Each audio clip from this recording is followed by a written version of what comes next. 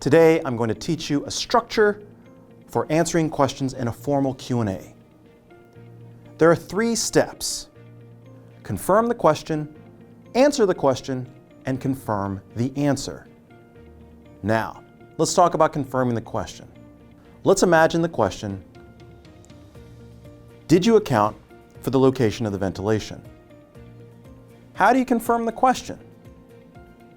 If the question is clear or straightforward, you can just echo the question.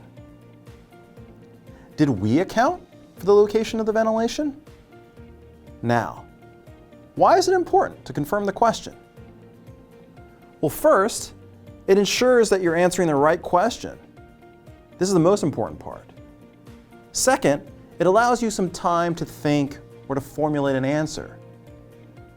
And third, and this is kind of an underrated reason, it allows people to hear the question. Sometimes the audience can't hear the question when it's asked.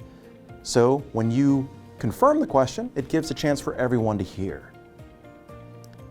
So that was why we confirm the question. Now, let's talk about answering the question.